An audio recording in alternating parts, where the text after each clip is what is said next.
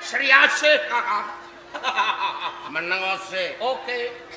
Kowe kondo seneng karo bocah wedok Jenenge Sriase.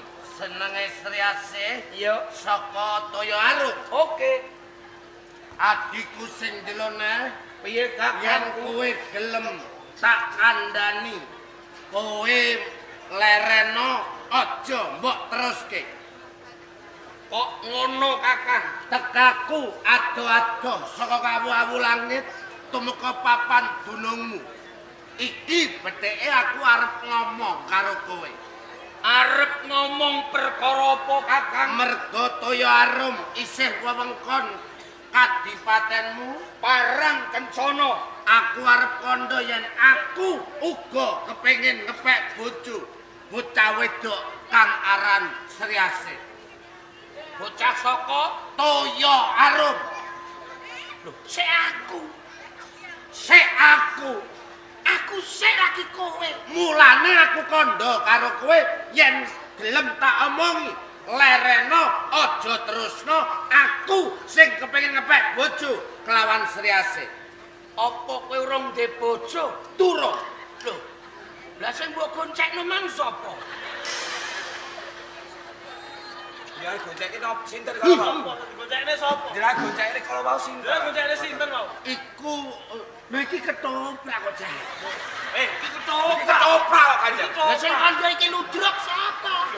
Lah nggih. Iki ketoprak. Lah kowe kok gedagang nemen? Wis ndek bojo njaluk bojone. Entane iki urung duwe bojo, Bro. Lho no. Tidak no. Aku ya urung, kowe wis kok. Lho, lah iya iki aku karo kowe iki entane iku loro bojo ning bocah wedok sing disenengi padha. Ngono lho. Lho, padha iki wong endi kok melok nyenengi? Lho, Bocah wedok nganti disenengi padha tak rewangi mutaing getih, mutaing ukokku. Kok lho. Lah aku mabuk mendem lho. Kok padha niku Angel iki. Lah iku mang Angel.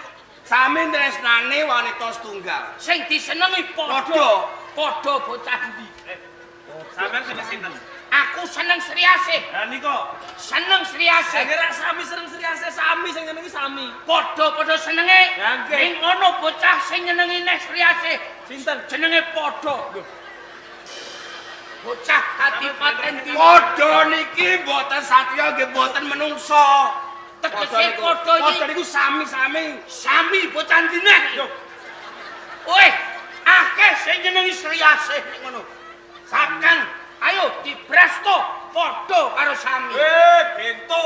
Kok Loh, sami iki sapa nek niku? bento iki? Sami padha niku nggih mboten menungso, ngoten lho. Oh, nek ngono Sriase disenengi setan. Lho. Lah nek gak wong apa? Nggih mboten setan.